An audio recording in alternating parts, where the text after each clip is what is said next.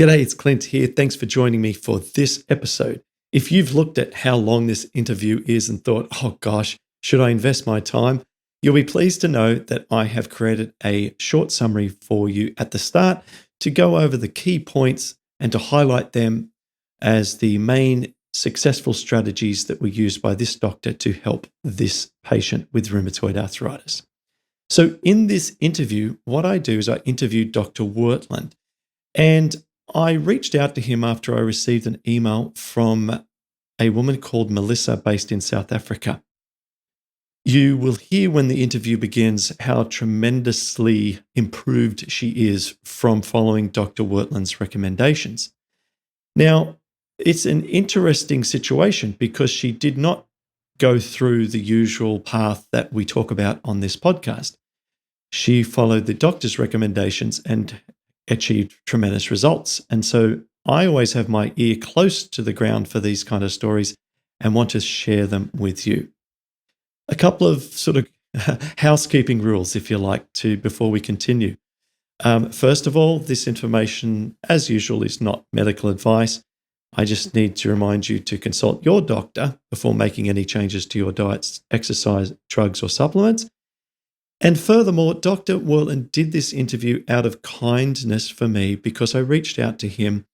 And I think because of the way that I went about it and sharing my personal story and so forth, that he agreed to do this interview. He is at the sort of second part of his career. He is not necessarily looking for further exposure or even international clients or anything like that. He just did this for me because I asked him. And so I'd appreciate if you actually don't reach out to him and try and contact him and ask him questions. He did make a point of that before the interview. That would be nice just to respect his original request. And I, in this interview, am just acting as a curious and interested reporter. I'm simply showing you an interesting story related to rheumatoid arthritis. You'll see some of the recommendations are not ones that I've mentioned before. They're not part of the Patterson program or the Rheumatoid Solutions program. That doesn't mean I don't recommend them. It just means that I haven't put them forward myself. So I'm in this case just saying, hey, here's a fascinating story, and I feel the urge to share it. So what you're about to learn over the course of the next hour or so, if you wish to go through and watch the interesting interview, is that Dr. Wertlen first and foremost used acupuncture. So acupuncture was his primary intervention. And what he does is he uses a general treatment at first, and then he goes through and targets subsequent trouble areas of the body using acupuncture on those points. But he makes the clarification that first of all, he treats generally. And at first, Melissa was going 3 times a week, and then she slowly spread those out away from the general treatment and onto targeted treatments. Dr. Wertlen, upon my request, has also sent a video that one of his staff recorded of him actually doing the acupuncture in the general areas. So you'll be able to go to the video when we'll actually watch him doing acupuncture on another patient and see him where he actually puts those acupuncture needles and the approach and so forth. So I hope you find that valuable. That's at the end of the interview. And then the other things that he recommended to Melissa, he simply told her to stop eating red meat. And she was taking some non-steroidal anti-inflammatories, and he said, try to avoid those. She had noticed that although she got short-term pain relief from them, that they tended to make her worse afterwards. And that was certainly my experience in an extreme way when I used to be taking non-steroidal anti-inflammatory drugs before I started taking methotrexate. I found that after 3 weeks of taking strong anti-inflammatories, my disease state was significantly worse, and I was not able to get back on track to the lower pain levels after that 3 weeks. He uses a monthly IV drip. So that involves, just as it sounds, being connected to a drip and having a solution infused into the bloodstream with the following vitamins and minerals. So I'm going to read them out if you're listening to the audio version of this. The list are calcium, vitamin C, magnesium, selenium, zinc, vitamin B1, B2, B3, B5, B6, and B12. We do talk about in the interview the inclusions here, not all of them, but several. And one thing that if you're very passionately listening to these podcasts, you'll notice that Gabe, who is doing tremendously well keeping his psoriatic arthritis at bay, he recently came on the podcast recently, and he talked about his use of vitamin B complex, meaning all of these B vitamins as well. And he felt that had helped him too to become even better than what he was doing first time when he came on our podcast over a year ago. So I made that little note and thought I'd bring that up as well. So there's sort of a nice little aha moment there. Regarding the selenium, there is a published study showing a direct link between lack of glutathione production and the lack of selenium. So that's an interesting connection there. And in the interview with Dr. Wertlen shortly, we talk about how you can get selenium by simply eating Brazil nuts. They're very rich in selenium, and just one Brazil nut can meet your daily recommended dose. And the other intervention that he recommended for Melissa was oral supplements. And the ones that he recommended were colloidal silver, some iodine drops, hemp and black cumin oil, and selenium tablets. Again, selenium comes up. And once again, vitamin C. As per a few moments ago, some of these supplements here are not ones that I've talked about or I have listed in the program, but just being an interested reporter for you here, these are simply the ones that he recommended, and you should research these, investigate these, and see if there's something that you would potentially like to incorporate. So that is what we cover in this interview. Acupuncture in detail. Couple of little tweaks with the diet, IV drip, and these supplements. And you'll hear as we transition across now into the interview, when I kind of set the whole thing up and I read out Melissa's impressive improvements, you'll see why I wanted to share this episode with you. I really hope you enjoy it.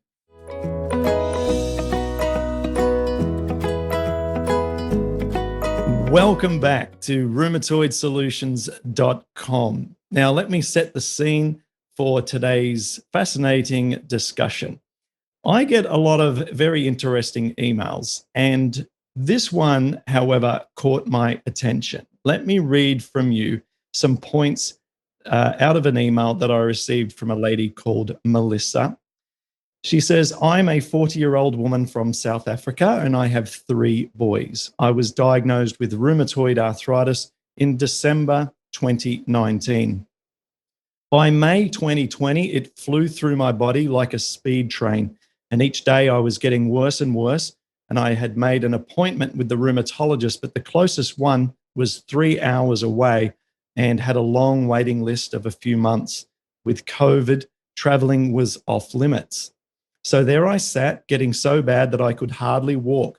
And by June 2020, it was everywhere in my body, my knees the worst. It was in my feet, ankles, shoulders, neck, fingers, elbows, hips, and lower back. I've never wanted to actually go to sleep and not wake up, but it was that bad. The pain was indescribable. I had also lost about 20 kilograms in 6 months, and I was fading away quickly. At that time, I heard about a doctor that practices holistically in the town where I live.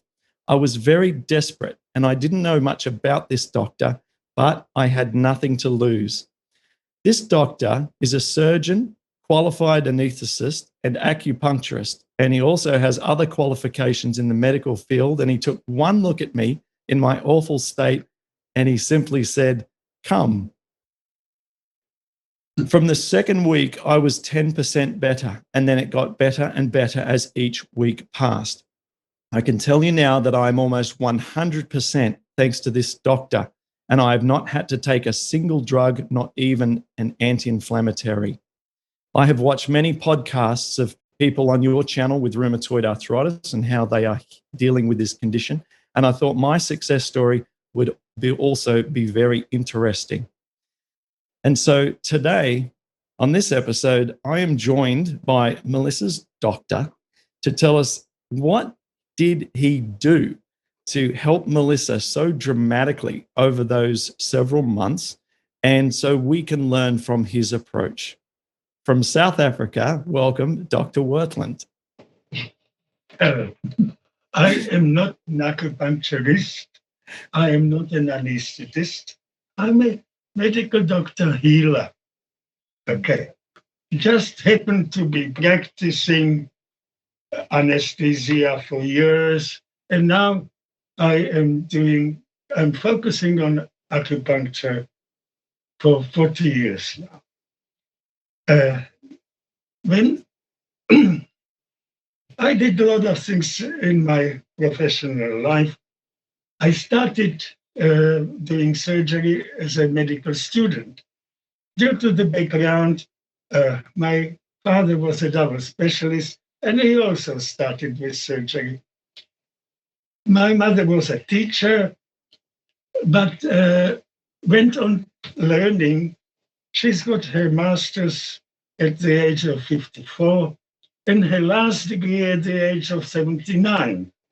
Actually, she should have had it at the age of 80, but she did it in a short time because, in her words, be at 80, it would attract too much attention as being old.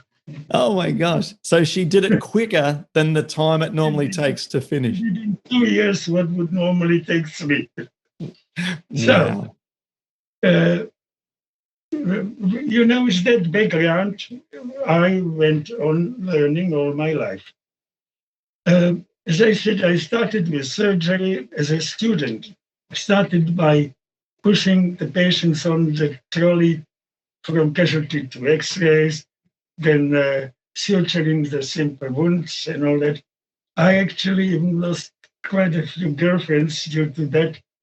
I had a date on Saturday, but I was in the hospital and some emergencies operations came. So what was the priority? Assisting at the operation. Anyway, so after qualifying, I went doing surgery, and then I decided to become an anesthetist. Not in 1966, but due to circumstances, I went on doing surgery for a few reasons. First of all, this was in Czechoslovakia, where I grew up, became Czechoslovakia after the war. And there, you couldn't go and specialize in anesthetics straight away. First, you had to do a 6 months surgery, 6 month medicine, 6 months gynae and obstetrics, 6 months of your choice, and then 1 year surgery or orthopedics or whatever. And you had to have primaries in medicine or surgery. So anesthesia was regarded as almost a super specialty, and which to me makes sense.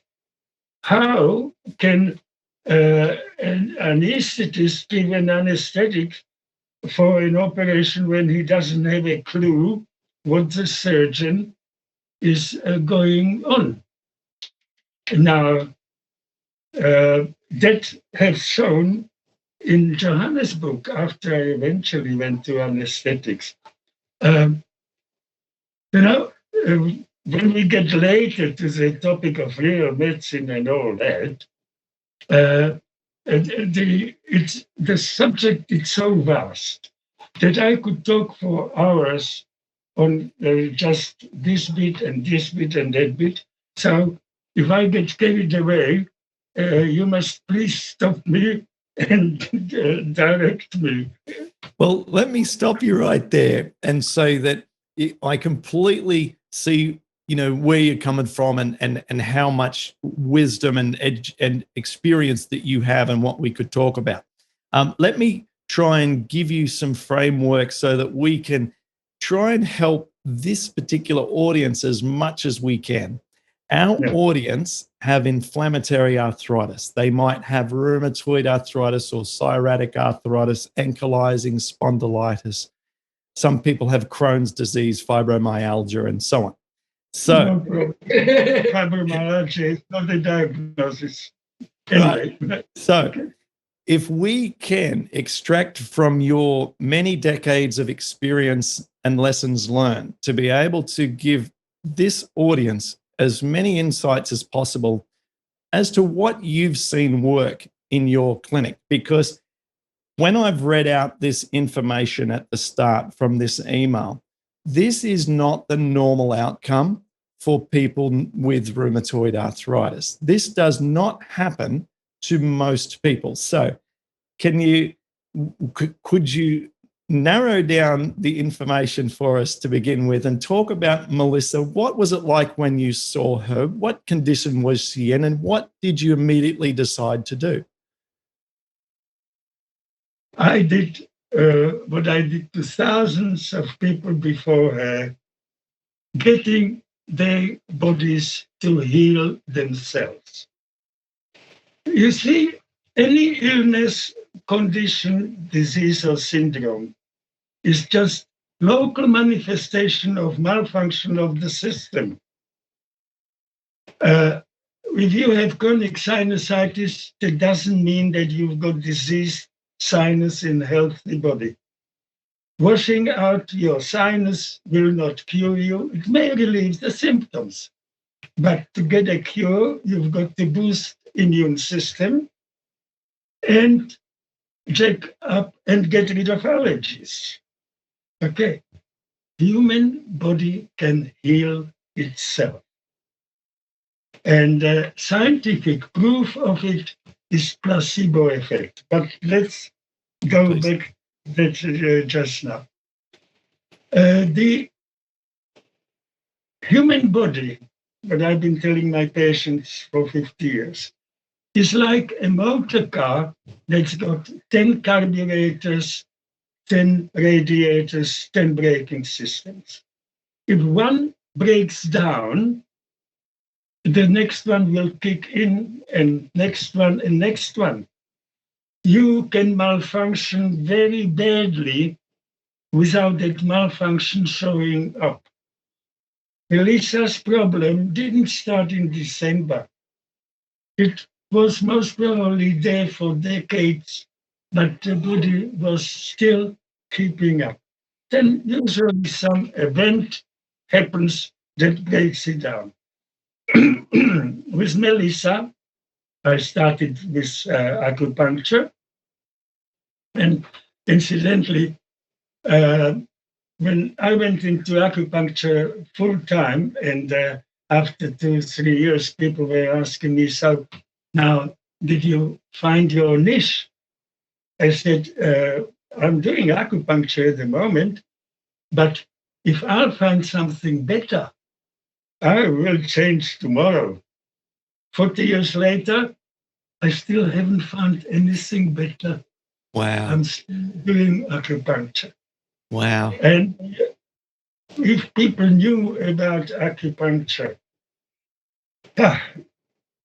30 years ago, when I used to teach acupuncture to doctors, I used to say, actually, that's more than 30 years, that our so-called modern medicine is in principle 19th century medicine, just using modern technology and brought to perfection. We are 21st century medicine, just in its infancy and using primitive technology. The technical know-how was there, and there were people with knowledge. In 70s, there were guys that got Nobel Prize for medicine for their work on acupuncture. Endorphins were discovered as a result of research into acupuncture. Okay. Now, but this is what I've been telling for many, many years. Did you say endorphins? Endorphins. Endorphins and enkephalins, brain chemicals. Yep. You didn't know that? No, I didn't. I didn't know endorphins were discovered via acupuncture. No. Do you want to know how? Sure. When Nixon went to China, he had a doctor. He had some doctors with him as well, and they were watching operations done without anesthetics with chemicals and only under acupuncture. And so people started looking, how is it? Was it psychological? That's what I was asked by colleagues in the hospitals when I started acupuncture. Acupuncture, it's all in the mind, it's all psychological. I said, yes, that's why it works better on animals than on people. And guys that did cesarean sections on cows in Germany in 1972 using just electroacupuncture, they must have been fantastic psychologists, eh? Right. So what you're saying, if I may, is that because it works effectively on pain reduction in animals who don't know what intervention is happening, then there isn't a psychological impact. No, endorphins. They started doing a lot of experiments on animals. There was one with rabbits when they used a thumb screw on their paws, and they registered the time at what pressure they started responding to pain. Mm-hmm. Now they gave them acupuncture, and they found that they could use pressures 3 times, 5 times higher. Then they put rabbits on a hot plate. Don't try it at home. And they registered the temperature at which rabbits started hopping mad. And then they gave them acupuncture, and they found that they tolerated temperatures much, much, much higher. Then they took a cerebrospinal fluid from acupunctured rabbits, injected it into non-acupunctured rabbits, and they found that they could tolerate the same pressures and the same temperature. So obviously there was some humoral factor involved. They labeled it substance P for pain. Then later it was identified chemically that it happens to be chemically related to morphine. So they started calling it endogenous morphine, hence endorphins. And a lot of endorphins were identified. A lot of other brain chemicals were discovered as a result of that. But you see, I told you I could talk for hours. Yeah, that is a fascinating. That's a fascinating connection. Now, this is back to Melissa. I call my patients by surnames. Yes, I'm just using Melissa because just for her privacy purposes. That's all. Yeah, I know. Yes. So we can continue with Melissa. I told her to build her immune system and to get her whole body to function the way it should. That I can help with acupuncture, and she should take some supplements. Now, I routinely recommend to my patients selenium and zinc. That I have been doing for 50 years. In old days, when medical aid even paid for supplements, I had a combination of points of substances that I would recommend and I would prescribe for my patients. Yes. And so this is a kind of routine. You can start taking it yourself as well and give it to your children. And if there are some grannies watching, then give it to the grandchildren as well. Well, what we do in our house is I give my kids one Brazil nut every morning. I have one myself. There's obviously there's a very high amount of selenium in Brazil nuts. Brilliant. And also essential fatty acids, you see. But now, so selenium, zinc, and hemp seed oil. Now, cold pressed hemp seed oil, it's got all the omegas, not just omega 3 and 6. So this is my routine start for virtually everybody. How much hemp seed oil? Sorry, and I might jump in a few times just because I know the questions that the audience are going to want to know. So I'm going to jump in a little bit. One tablespoonful is enough. Yep. To start with. You can have even more, like using it in your salads or some food. Then in her case, I recommended silver, colloidal silver, and another element, and Lugol.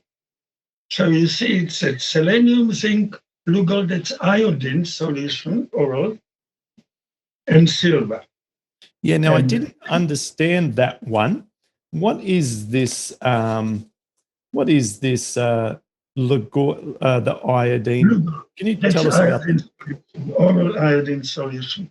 Iodine is one of the very important elements for the general function of our body, but it's been suppressed, like everything that is cheap and effective.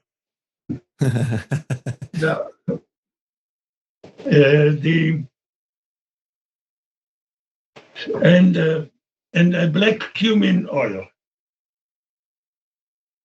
Yep. Now, you see, there is also Siberian pine nut oil.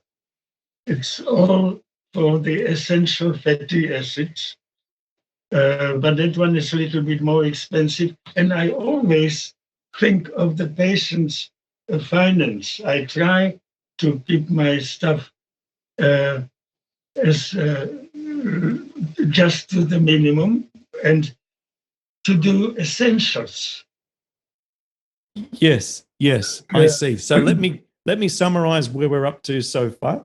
So we've got a recommendation of doing acupuncture, and you've given us some great sort of animal examples of how pain tolerance was increased dramatically through what we now know as or call endorphins, which were actually discovered by these experiments. And then you recommended to her, in parallel to her acupuncture treatments, to take selenium, zinc, colloidal silver, this Lugol's iodine solution, hemp seed oil, and black cumin oil.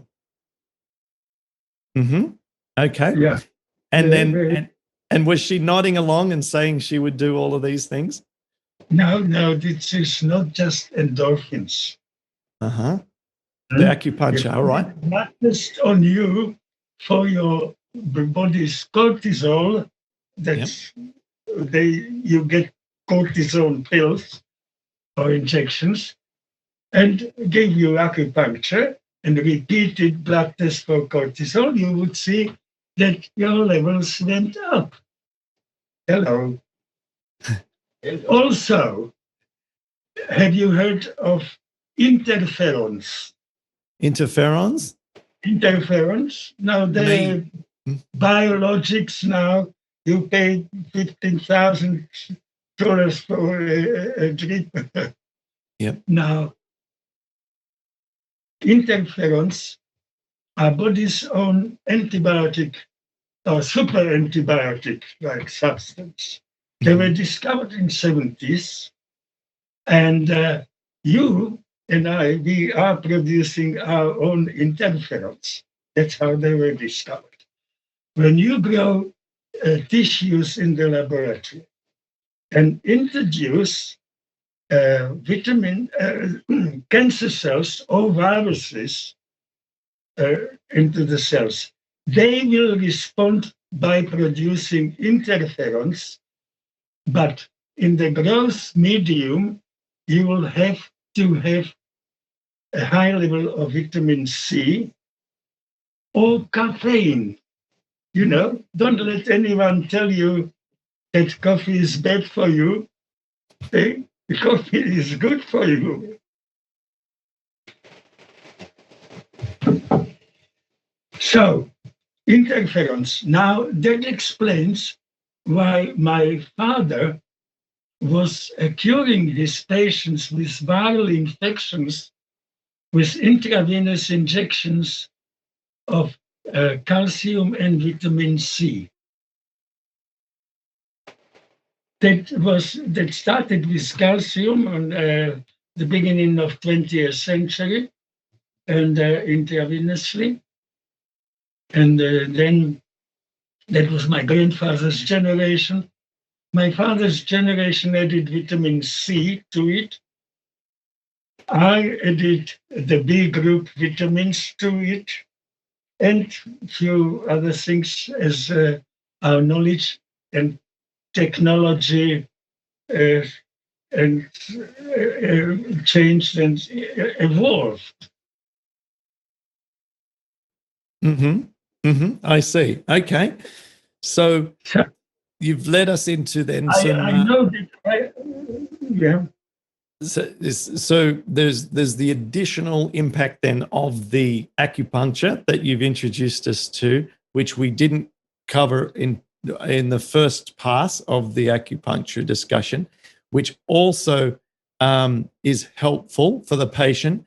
But you're saying in a laboratory setting that it activates only in the presence of vitamin C and calcium. So we need to add that to the body for the body to respond to the acupuncture intervention.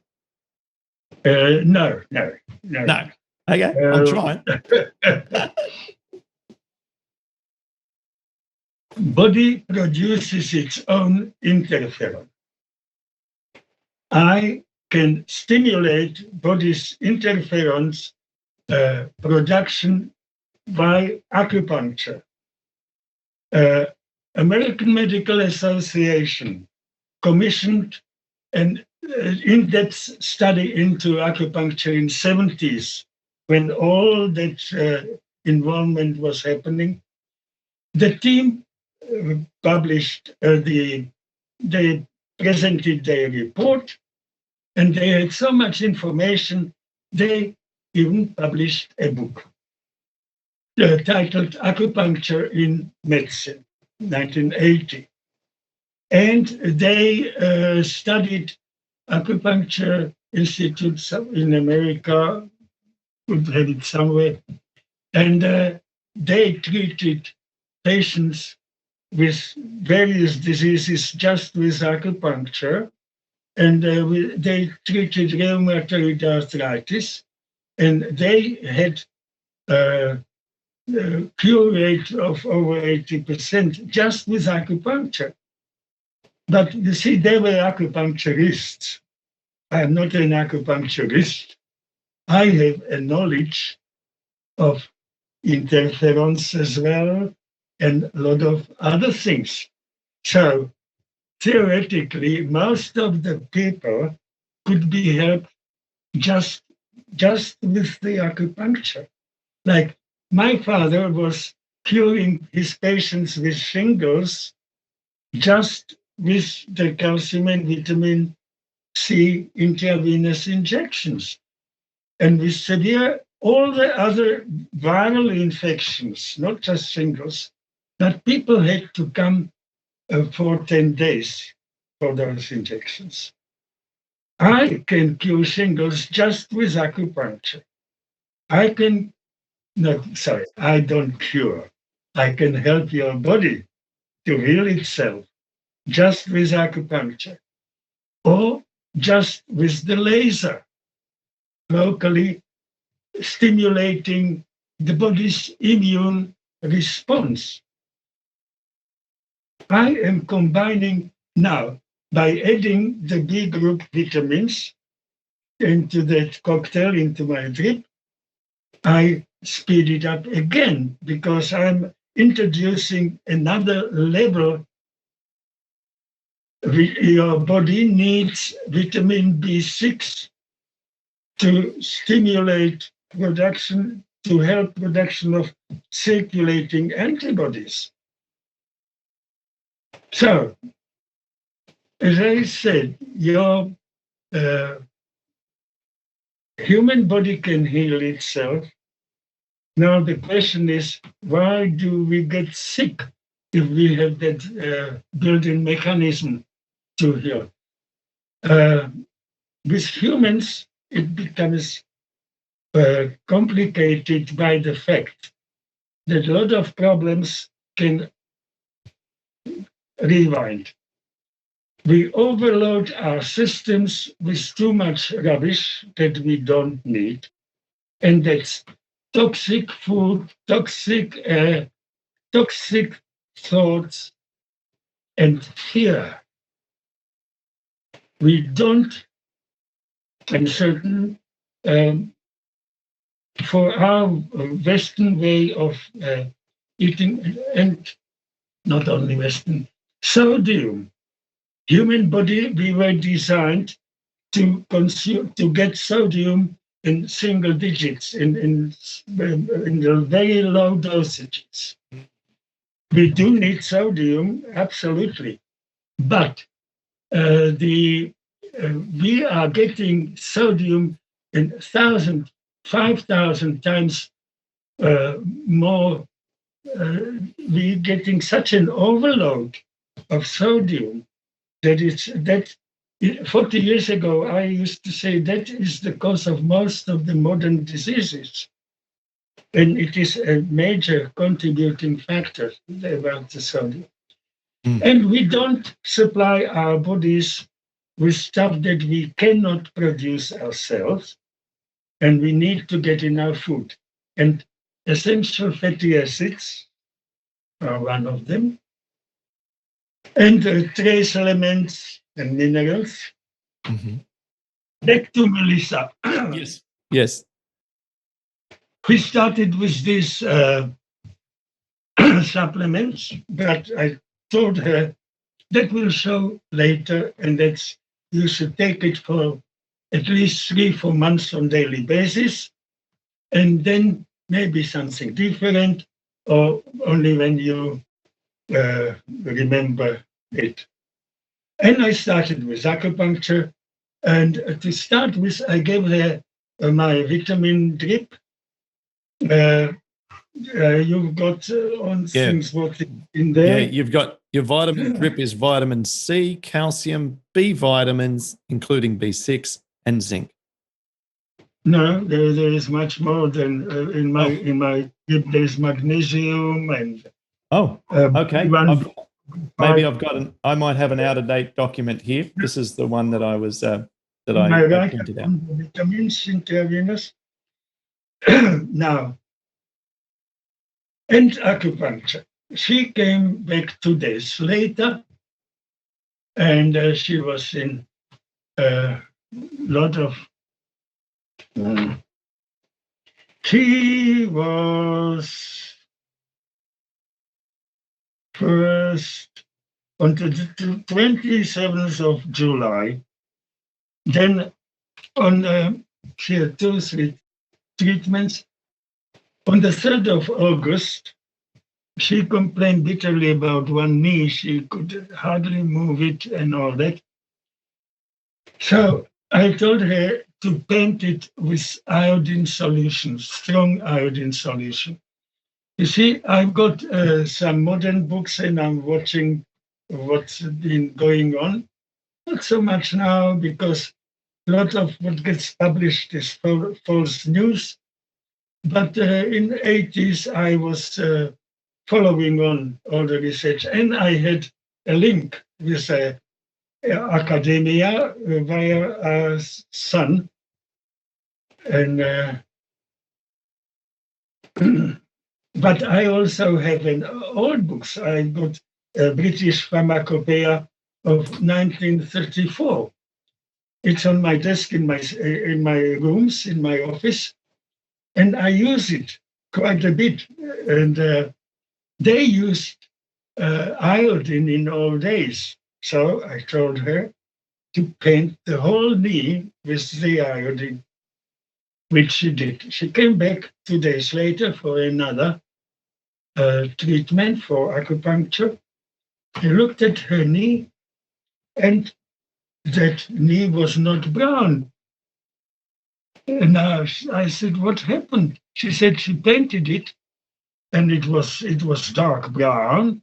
And within 2 hours or so, the there was no trace of iodine. So obviously her body was so short that it absorbed it through the skin virtually instantly.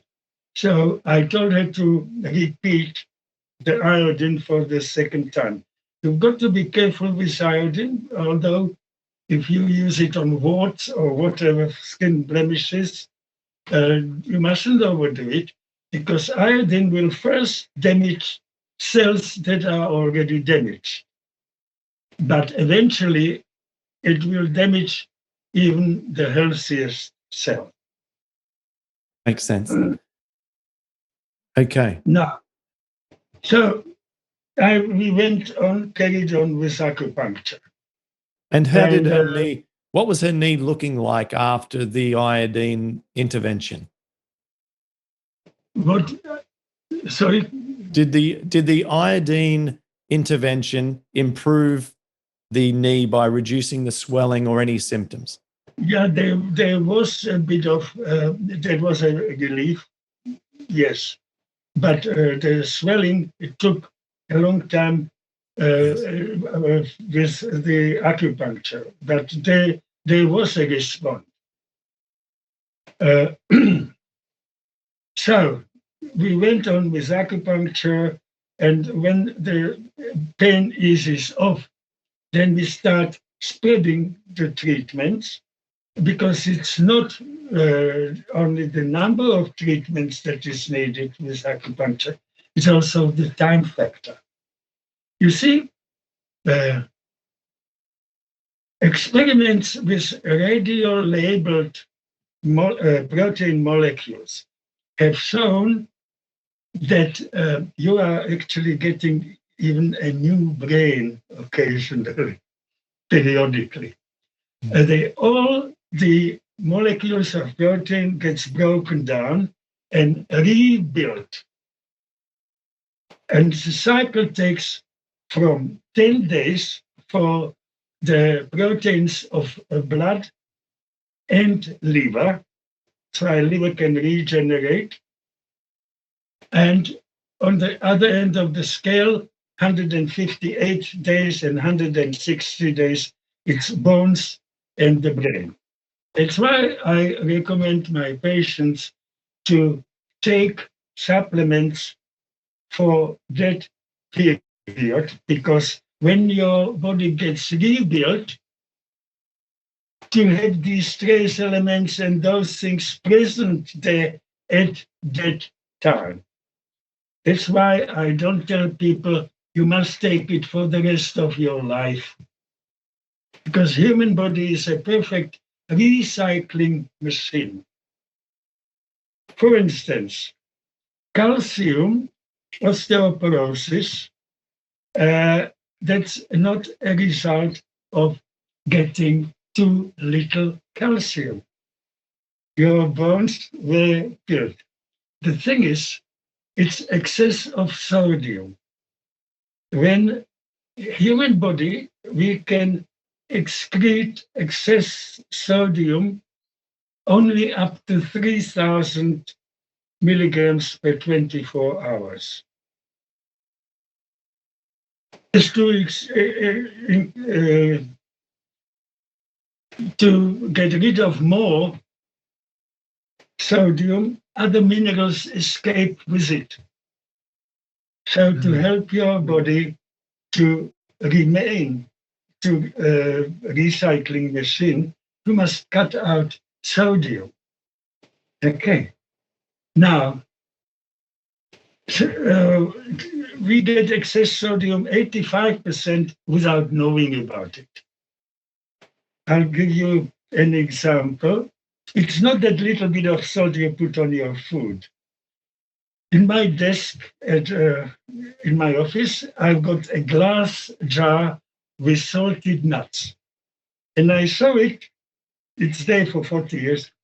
Everybody can see and taste sodium in salted nuts.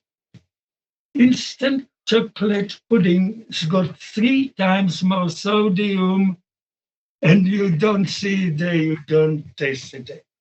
So I said, everything preserved, everything instant is loaded with sodium. Cut it out when you have problem. High blood pressure, especially. Everything preserved, yes, even frozen vegetables.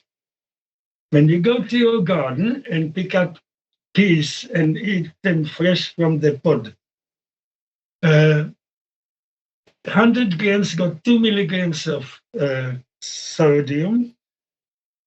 When they're frozen, it's got 160 milligrams of sodium. Again, they taste so sweet. Okay, so be aware. And instant, that means even instant coffee. This is a coffee from the coffee machine, proper, freshly ground. And in past 10 years or so, even in the newspapers and lay publications, you find articles that coffee drinkers live longer and healthier. Let me ask you some what if questions then. So, what if people are now motivated to go and get some more acupuncture work done if they have had it done before, or they're now looking at finding a local practitioner? From personal experience, I had acupuncture done when I was really inflamed, probably in a similar state to what Melissa was when she presented to your clinic. I was not doing those other interventions that you recommended, and I did not see any impact at all from the acupuncture. And therefore, my question is, what do people need to look for with their acupuncture treatments? Is there something you're doing that is different? Or is there something they need to ask for that works best? Your acupuncture, what did they do to you? You had pain in joints? Yes, I had at that time, it was very severe in my left knee, but I also had little highlight pains throughout my body, just like Melissa. I think it's very fair to make a comparison. And the treatment I had was mostly localized to the leg, targeting the area that was showing symptoms the most. You see, that is the problem that most acupuncturists make. You come with a pain in the knee and they stick the needles into that knee. I would never stick the needles into your knee at the first or second visit. What did I say about chronic sinusitis? Washing out the sinus doesn't help. You've got to get the whole body into proper working order. And I try to help every department of your body. Okay. That's why, and also a very important part is your mind.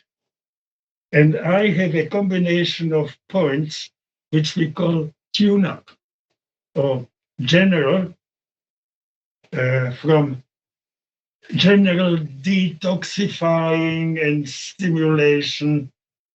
It's just the general, or it's a tune-up. What do you do to your motor car? Give it a tune-up, and then your car works well. So we work on the whole body, immune system, body and mind. And these are the first treatments.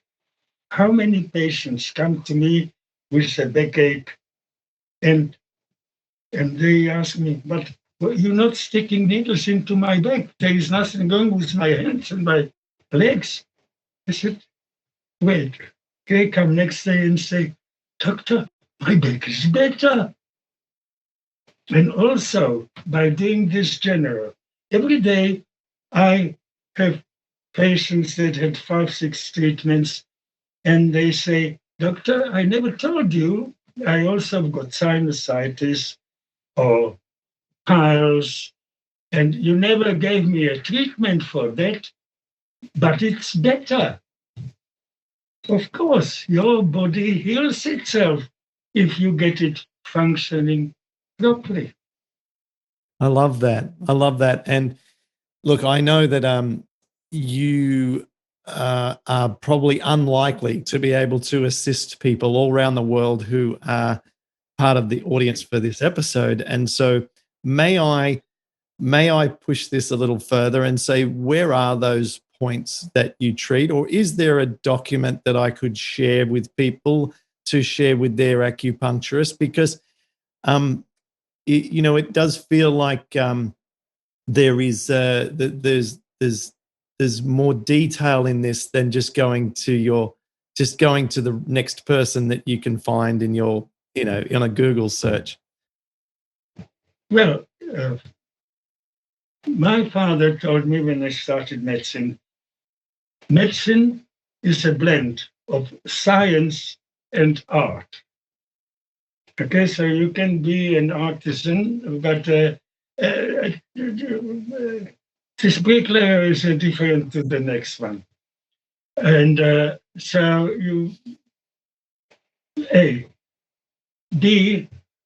in all this, medicine, nursing, teaching were calling. Today, it's just a job for the huge percentage of the people that are doing it. That's why I was telling my sons when they were my children when they were little, we say, good night, kiss, you won't become a doctor.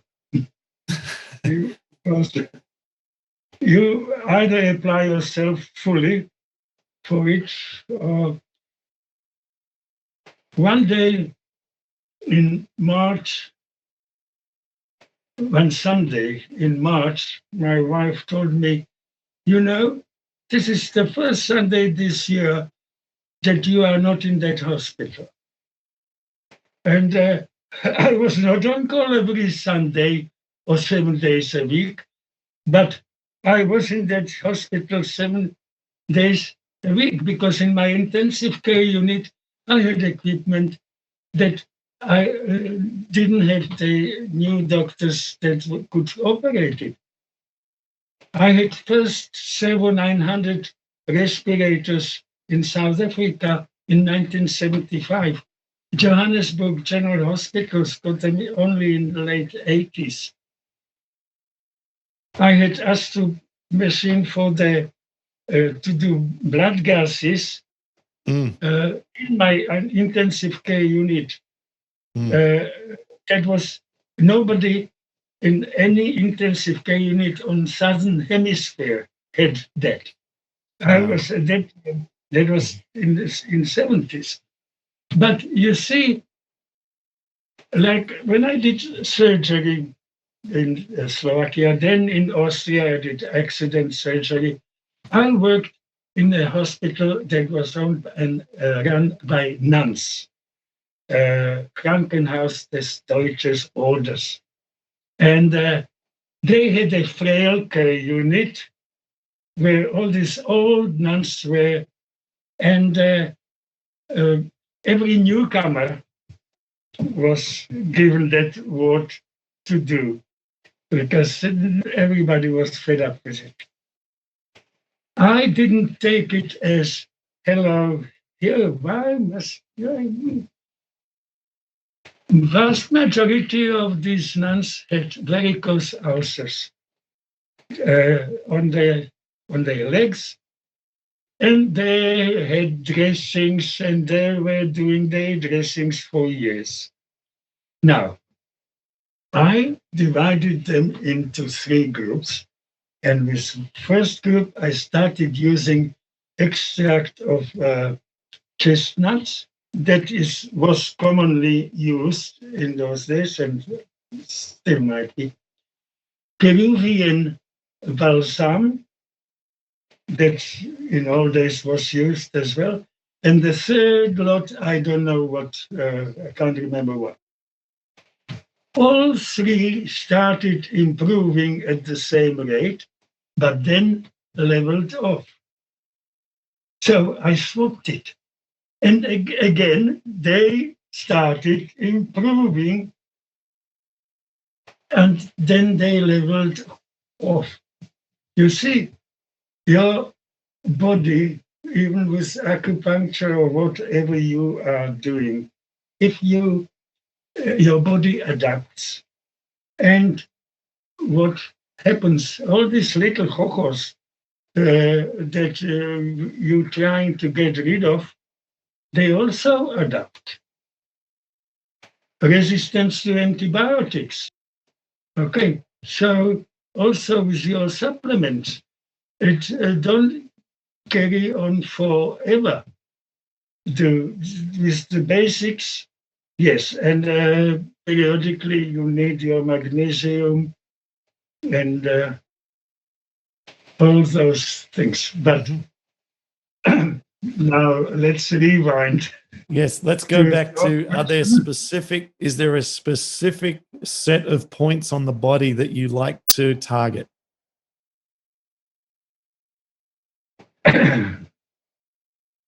The most difficult thing that I had to get across to a doctors in 80s when I was teaching acupuncture was, you may have 2 patients with a completely different problems, and you may have to use the same combination of points for them.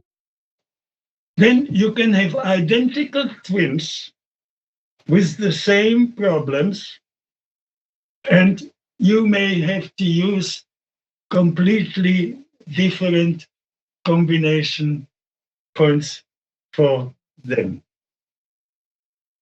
The problem is, I said 30, 40 years ago, one day we will have a scan, but not like the scans we have at the moment. We'll have a scan that will scan the electromagnetic field of your body. And you will have a blueprint of ideally healthy human. And then you will look at the difference, and by that, you will pick up where the problem is. And then how you will treat the problem, that's immaterial. But this will be your main diagnostic tool. We're still worrying about the physical. I can describe a battery, exactly tell you how much of what is in there, what metals and what not. But is this battery alive, or is it charged, or is it dead? Huh? Mm, okay. All right. Well, I think you've answered it accurately, but not in the way that I expected. Yeah. Now, okay, this thing is the acupuncture points. Look, with my vitamin D, 30 years ago, people came and say, I've got a daughter in California or in Sydney, and I would like her to have that. I said, no problem. I've got in the computer what I use and the dosages and what makes and all that. Sure, I had no problem sharing my experience and my knowledge. With acupuncture, it's a little bit more tricky, but every trained acupuncturist will know how to do how to treat the whole body. That's the main that's a starting point. I see. And I see. if the people come to me and one knee is twice the size of the other and red and hot, I don't even look, don't touch that knee. If I gave this patient acupuncture, they would be dramatic response, but first for a couple of hours or maybe day or two, that patient would be in such a pain that I would never see this patient again. And that's not that at my loss, at his loss. The thing is, when you put the healing process on fast forward and supersonic speed, then you will get these things happening. I would still do it in emergency for the people that will be leaving my town tomorrow and they cannot come again. I would do that, but I would tell them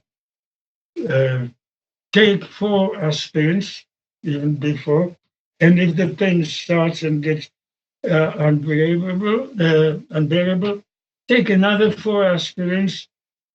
And if the pain is still there, take another 4 aspirins.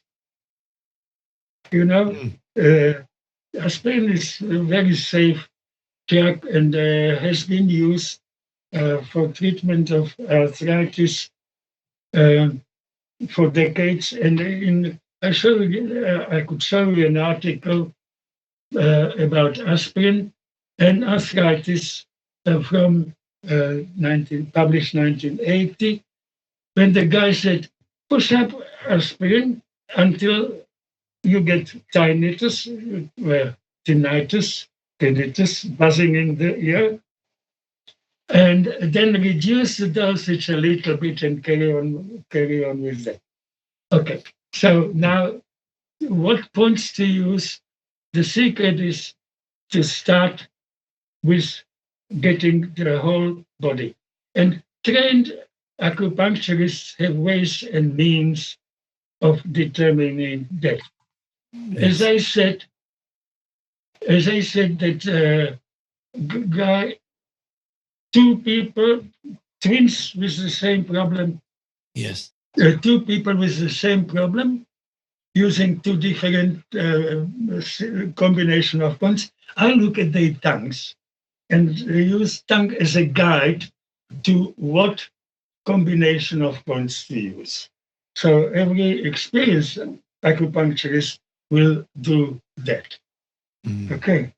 Yes. Okay. So thank you. There is obviously a lot of your own diagnostic experience that goes into making a decision on those points. And your comment around this is that you cannot suggest points because every individual is case by case, and therefore people should ask their own acupuncturist to do their experience diagnostic, but you would add to that the first approach should be a general well-being approach with the points, Correct. not a targeted approach.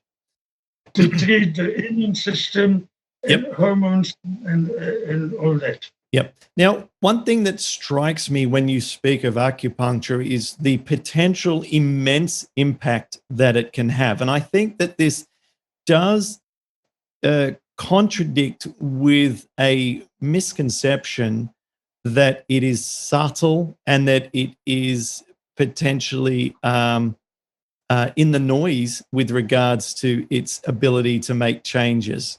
You know what I mean? Like in the noise from a scientific measurement point of view.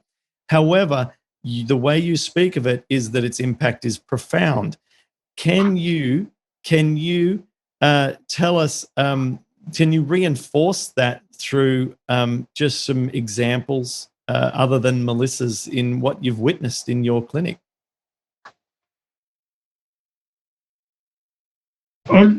Particularly about arthritis. Yes, please. Or merely in health. Oh, arthritis would be even better. If you've got arthritis or if you've got whatever, it is a malfunction of the body. And with acupuncture, we can help your body to heal itself. The problem is, like in 1983, first couple of patients I newly diagnosed with diabetes, and one of them was a school kid. I treated with acupuncture. When they were all right, I waited for 18 months. Then I didn't take blood. Somebody would say I was fiddling with it. The blood was taken in the laboratory by uninvolved people. They were okay. I wrote it up, sent it off to South African Medical Journal, and it was never published. The first acupuncture course I went to was in Cape Town. It was organized by the ex-captain of Springboks rugby team, Ian McCallum. He did a course in the UK. When he came back, started doing acupuncture, his friends were asking him, he said, let's do a course here. There was another anesthetist, there was a rheumatologist, there was professor of radiology from Stellenbosch with 2 consultants. Why are you here? Now we read about it, and medical schools around the world are using it, so we decided we will try as well. 2 years later, I was organizing a course here in East London. I found everybody, said, guys, let's get together and compare notes. The professor said, I'm not doing acupuncture anymore. I was given an ultimatum that if I want to remain professor, no acupuncture. Wow. Okay. So this is our problem. I gave anesthetic to people, to Jehovah's Witnesses that were so anemic that no anesthetist would go near them. In Johannesburg, they were queuing up to get me for all the difficult cases, because with my surgical background that the other anesthetists didn't have. I would go there and I would examine the patient from surgical point of view. And if sometimes I would say, did you try this or this or that? So try this first. Or if I was happy that that patient will die when he's left alone, then I would give anesthetic. The patient still may die, but at least we're giving the patient a fighting chance. I never lost a patient. And I given anesthetic to the patients for emergency operations, guys from medical intensive care unit that had heart attacks the day before. Can you imagine anesthetist? Or spinal operations. that normally would often take 3-4 hours, very major surgery. With me, half an hour, even less. How? Why?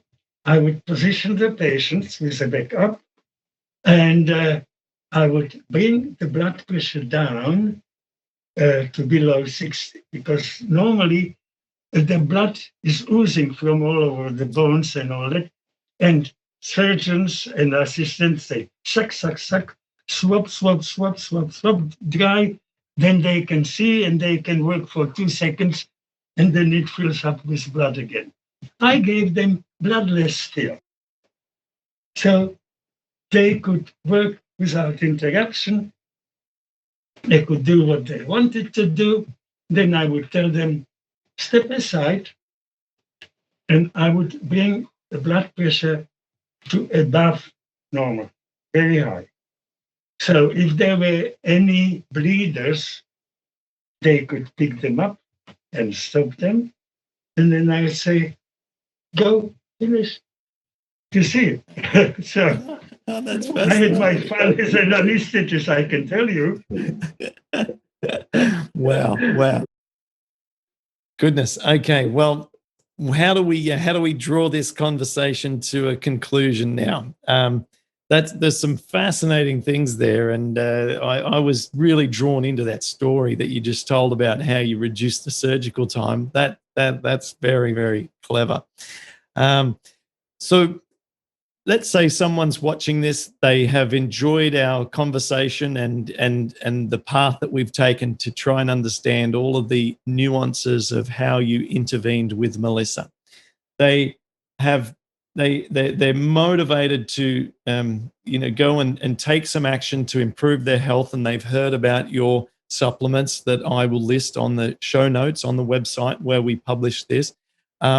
And they're thinking, well, I can go to one of these new clinics where they can get these IV drips, and they can get some, high mineral, high vitamin drips if they choose to.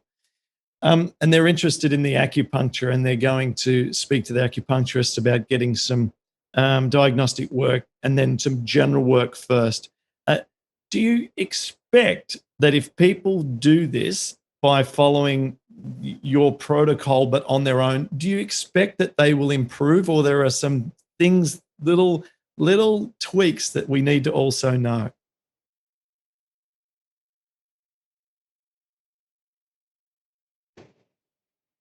Look,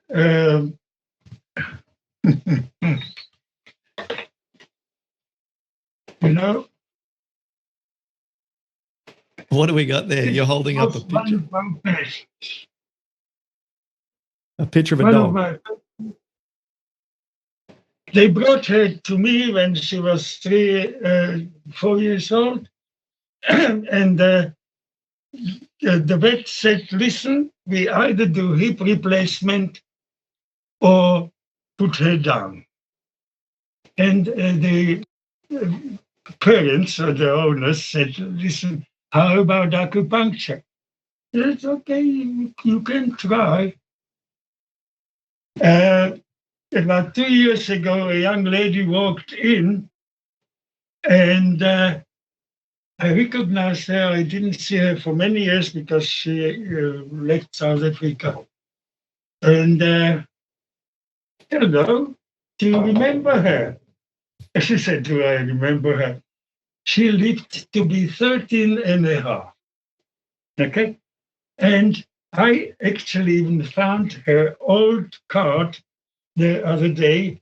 I was looking for kind of some other patient. She had just a handful of treatments, recovered fully, and in the last days, she was still hopping around. When her owner was sick, she was bringing him her toys and all that. She was in perfect health. And when he passed away, then she stopped eating and all that. They put her down. But her hips were still all right by the time of her death. Okay, so if That's why I say this people, it's tricky because I hear so often, oh, nothing will help me. Nothing can help.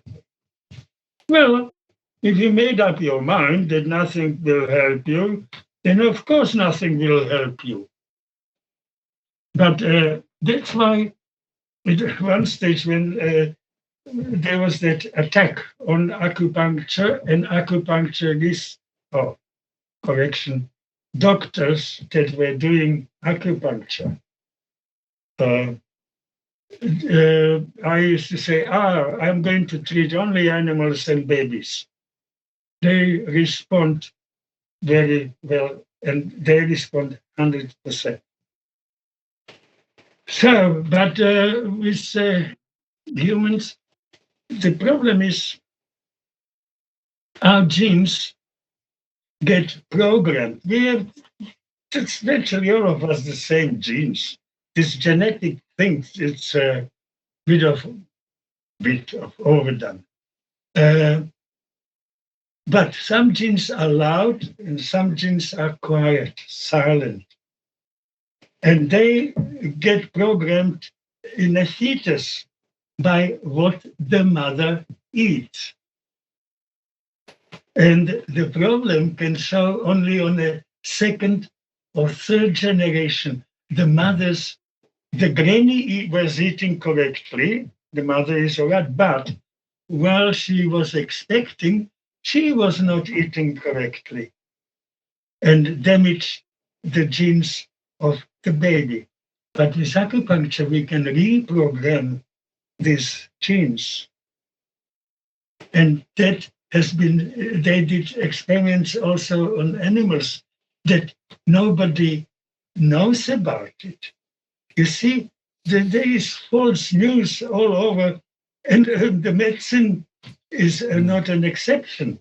I'll give you one more example. Mm-hmm. That guy, you're holding up a published newspaper article that's been laminated called "Depression Drugs Don't Work." Tell us the relevance of this.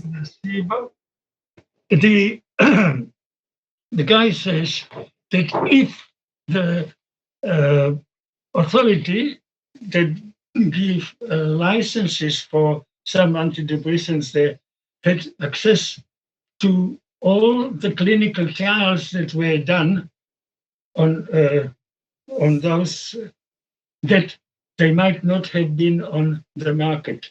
2008. Some researchers started digging into how true is this statement, and they came to results about one antidepressant. There were 35 clinical trials that said, yes, that drug is good for you.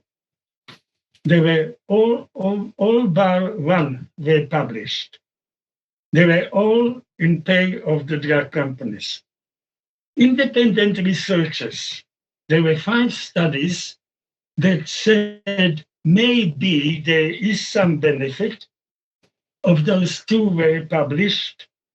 And there were 31 studies that said the drug is not only useless, it is actually dangerous, and none of those was published. It's common, isn't it, though? The editor of The Lancet is on record of saying that scientific journals today, the truth may be 50% is truth. I must say that when I look through just for specifics to create arguments around things that, or to provide evidence that's published for things that I've witnessed with other people with arthritis or myself, it's actually normally fairly straightforward to support the claims with published literature. But it is also somewhat common to then be able to contradict myself by searching for the direct opposite outcome. So, not in all cases, but in a lot of cases, I can find 2 very conflicting scientific outcomes for something that I am curious about with arthritis. So I do have firsthand experience of observing that sort of inconsistency in the literature. Yeah, well, I stopped reading things when I'm listening to myself. Yeah, that's it. That, that the thing. And I hope that this will not create uh, too much interest around my person, because I am happy living in the backwaters here, doing my own things playing in my Yes. Well, little sandpit. I think you'll be just fine. I don't think you're going to be inundated with requests for telehealth appointments around the world. I think what we've gotten most out of having this conversation is just a reminder that every symptom that shows up, whether it looks like arthritis or it looks like tinnitus or uh, some other name that we'll give it, is all from some kind of imbalance to the system that we were given to correct itself. And your analogy or metaphor at the start, where we have a lot of backup systems to our well-oiled car. We've got multiple brake systems, but when they start to all break down, then we show problems in different areas depending on our, I guess, genetic predisposition. And so your approach has been to work on the core of giving the body its tune up rather than directly going to the symptom, whatever that is. You're all about addressing the underlying working principles to rebuild health and let the body do the work. Correct. Unfortunately, that one aspect that your grandparents' sins, that we can't correct. But basically, for ourselves, don't overload our system with too much rubbish. And fear inhibits your brains. And do make sure that you get supply of everything that your body cannot produce. 2 years ago, there was a woman in Italy that died, that was the last known person to be born in the 19th century. When they asked, and she was in good health, when they asked her, what does she contribute her longevity to? She said, I was having 2 raw eggs every day. That yolk is life, okay? And that gives you essential fatty acids and all that sort of thing. So, supply your body with everything it needs, and that's elements and all that, nutrition, sunshine, and love. Okay? You need love. Like Beatles used to say, all you need is love. Yeah. Yeah. And it resonates with all of us. You talk about intuition. Yeah. And yourself as well. Don't abuse your body. Love yourself. And help your body. Yeah, no, that's a wonderful place to close, because, I was just about to say, you mentioned before about intuition, and like you kind of get a sense, a knowing as to where the truth is at. And when you speak of love, the truth becomes apparent, vastly apparent, that, without self-love, all the other actions that we take are futile if we're not really deeply trying to give ourselves not just the physical interventions, but the all of that non-physical structure building within. So it's been a very interesting conversation, as I knew it would be. We're doing this without Melissa, and I should have mentioned at the top of this call, and I might actually, I will put this back in, I'll edit this back into the top of the call. Melissa wasn't able to attend this call. But we're grateful for her story because it's brought us together. And I'm very, very grateful that you've helped Melissa, part of our community, and also helped all the people prior to Melissa with this awful condition. And for that, I express my gratitude. So thanks for coming on this call. I really appreciate it. One last thing, the acupuncture is not an event. It starts the process. And that's why try 2-3 treatments, no response, give it a break and try again. Lovely. Thank Will you. do. Hello. So, as I mentioned in the interview, when I see a patient with variety of problems or a problem that's been there for a long time, we hardly ever start with treating specific problem. Usually we start with non-specific, general, people call it general detoxifying and tonification. We simply call it tune-up, getting body and mind into proper working order. Our patients have their own needles. First time they get needles. I open the things. So, you know what, let's use those new needles.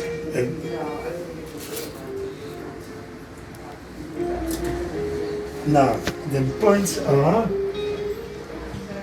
usually again 6 and 12.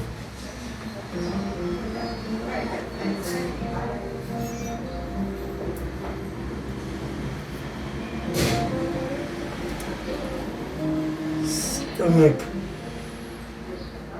25.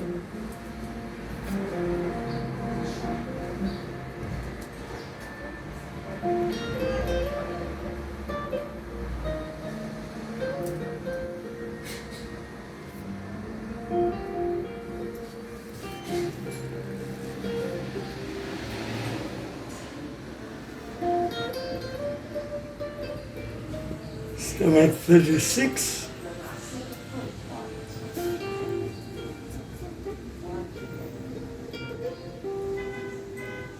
And 40.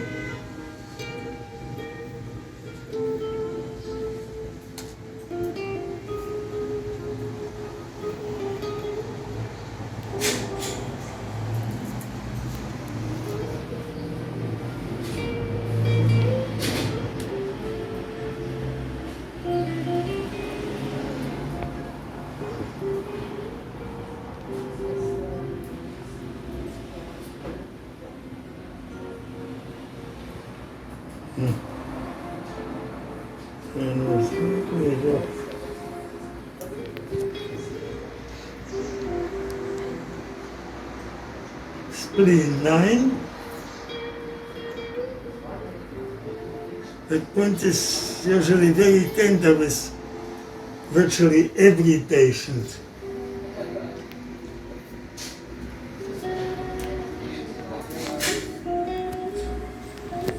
And alive 4 has also very tender point because with different problems, different points become tender. This point is a peripheral point for everything to do with our head and neck. And we all just said, well, have something not 100% right in that area. Now, one There's SJ5.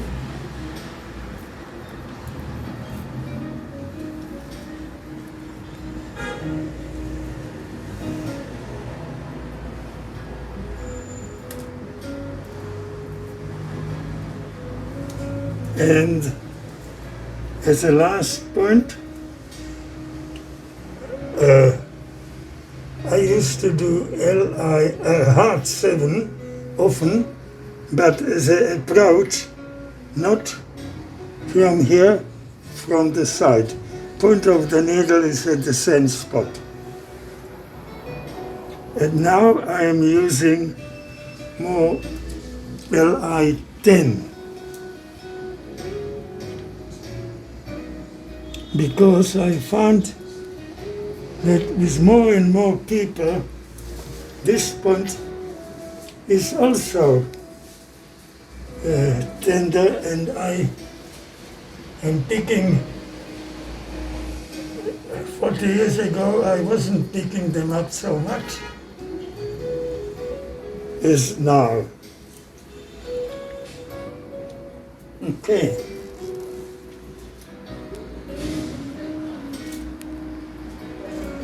So, new needles says disposable. What a waste. When we take the needles out, we clean them with alcohol swabs, put them into a container, and patient takes them home and brings them next time. Can you imagine the saving then for the patient? The other places they would charge $100 for the new needles every time when there is and then they waste them. Anyway.